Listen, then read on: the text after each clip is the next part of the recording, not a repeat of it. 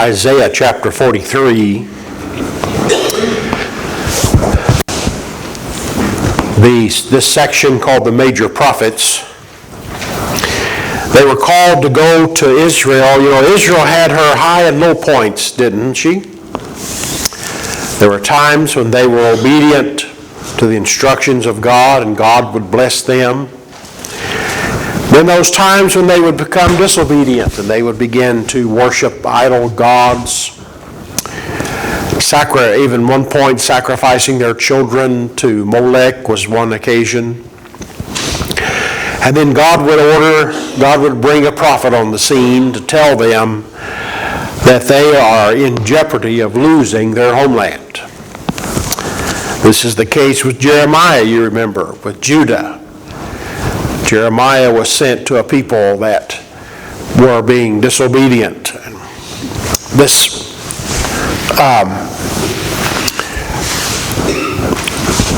On one side, you had Israel worshiping at the temple, doing what the sacrifices required. The other hand, you had them going out to the groves and worshiping these idol gods. And wasn't it Isaiah that shaved his head and put on dirty clothing and telling Israel that you have done, God is not going to allow you to worship him on one hand and disobey him on another.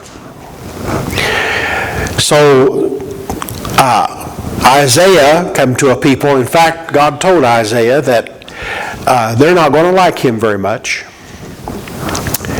And many of the prophets were treated so poorly and so unkindly that because they told Israel the truth. Well, dear ones, we need the truth, don't we? If we are ever to change, we need the truth. In Isaiah 43, Isaiah speaks to Israel, "But now saith the Lord that created thee, O Jacob, and he that formed thee, O Israel, fear not, for I have redeemed thee, I have called thee by thy name, thou art mine." Isn't that great assurance? He's saying, you belong to me. Okay? Nothing's ever going to change that. You belong to me. Verse 2, "When thou pass through the waters, I will be with thee, and through the rivers, they shall not overflow thee. When thou walkest through the fire, thou shalt not be burned, neither shall the flame kindle upon thee. For I am the Lord thy God, the Holy One of Israel, thy Savior.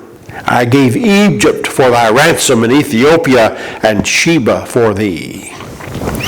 Since thou wast precious in my sight, thou hast been honorable, and I have loved thee. Therefore will I give men for thee, and people for thy life. Fear not, for I am with thee. I will bring thy seed from the east, and gather thee from the west, and will say to the north, give up, and to the south, keep not back.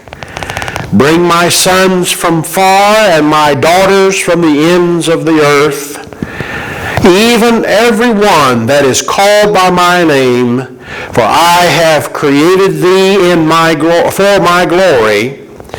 I have formed thee, yes, I have made him."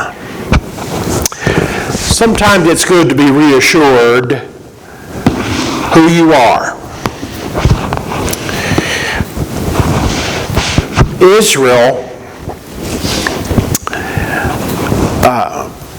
in one place, you might have to help me here a little bit. One place it mentions that Israel was the apple of his eye. So everything that God is going to do, has done, or going to do, focuses on the people of Israel. Okay? God made promises, didn't he? Genesis chapter 12, he made the promise that I will make of thee a great nation. And I will bless them that bless thee, and I will curse them that curse thee.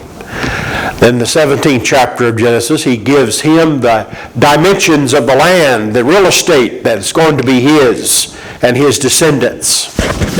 And we know that that's written, as the old expression is, that's written in stone, isn't it? God is going to do this. No one's going to stop it. Okay?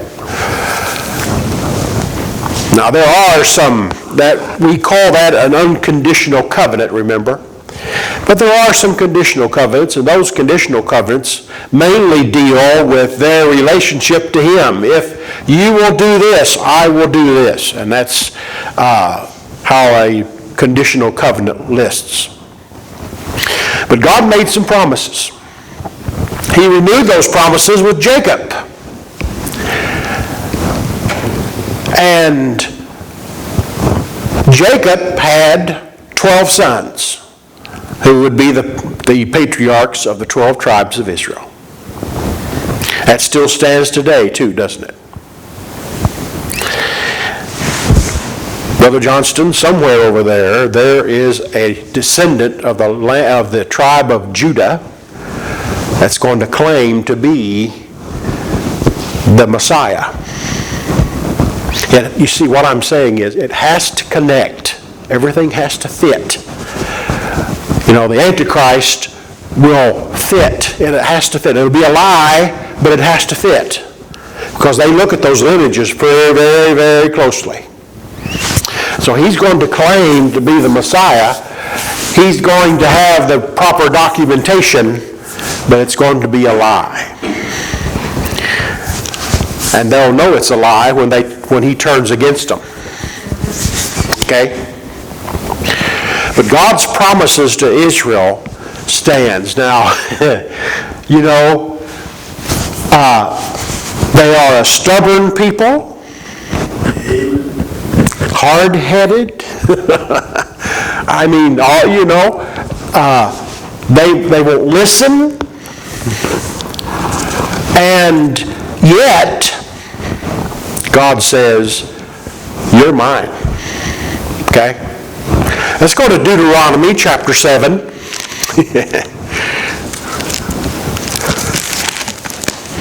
Deuteronomy chapter number 7. I'm going to look at verses 7 and 8.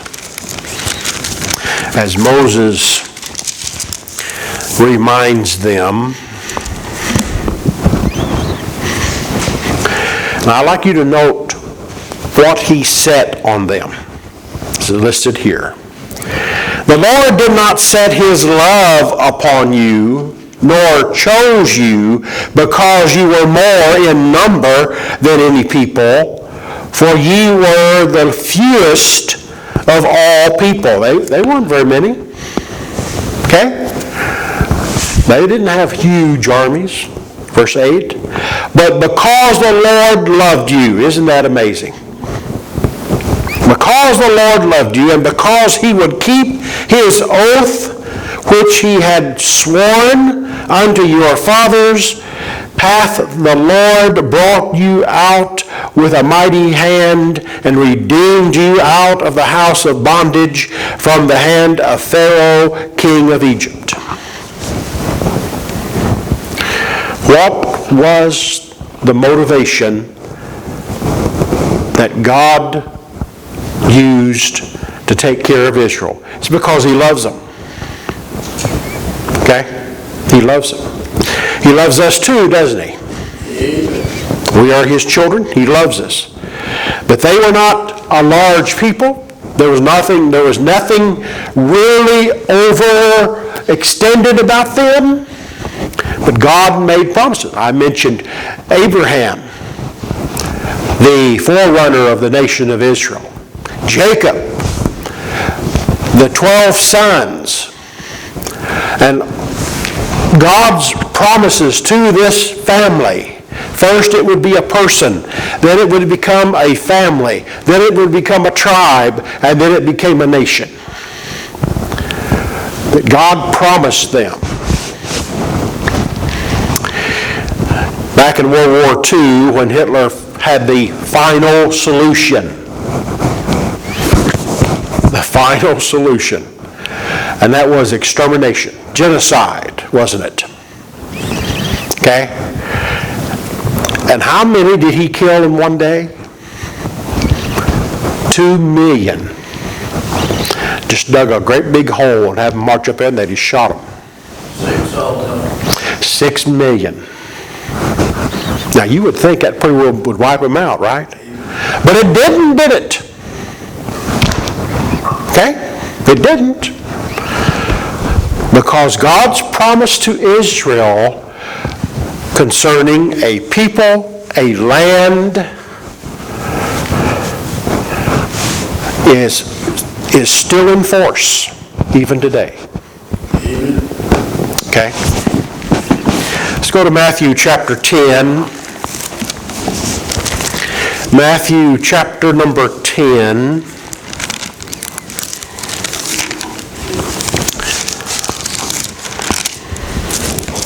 I was going to pick at Rob tonight, but he's not here. Okay, verse number 30. Are we more valuable than the birds? Verse 29. Are not 2 sparrows sold for a farthing, and one of them shall not fall to the ground without your Father? But the very hairs of your head are all numbered. Fear ye not, therefore. You are of more value than many sparrows.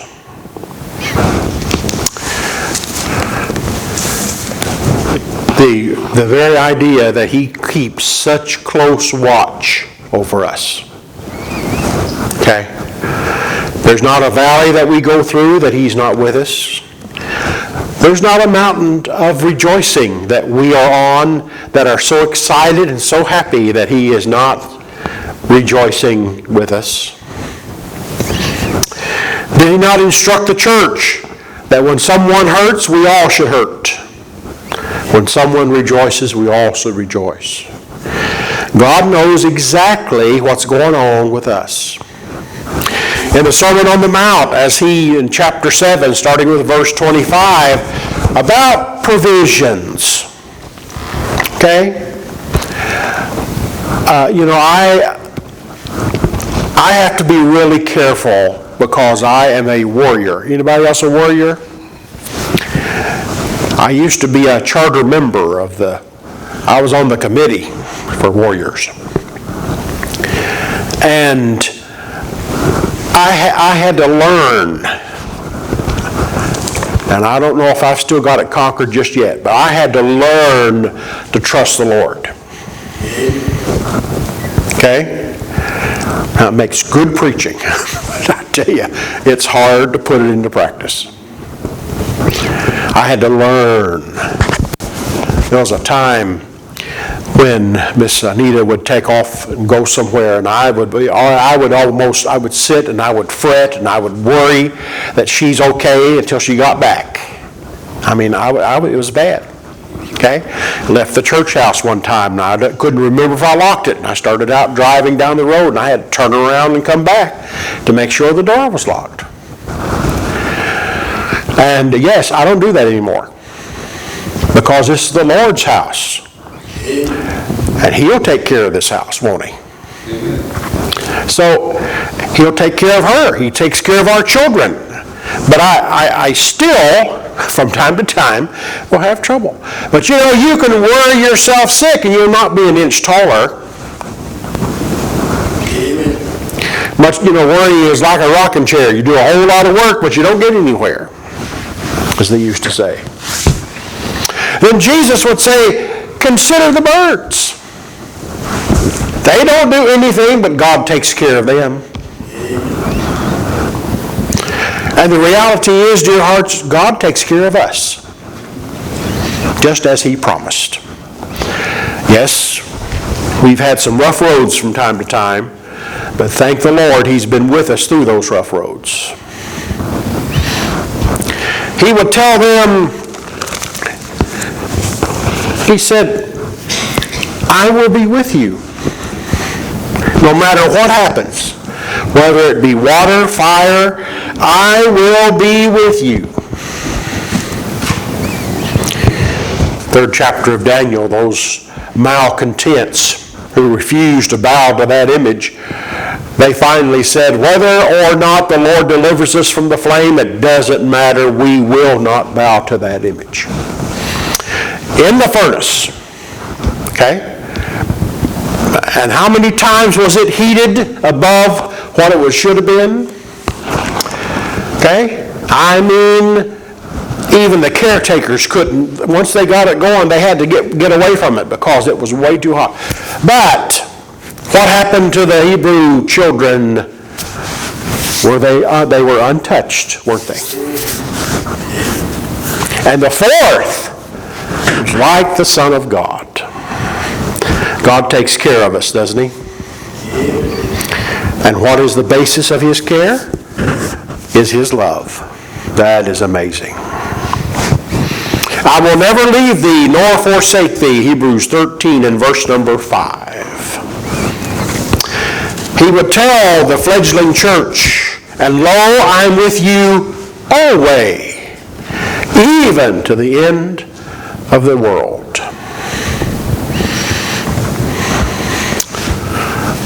You know, from time to time, if the Lord had not so touched the hearts of God's people, there wouldn't be a church on this planet, would there? You know, because they went through persecution. They went through.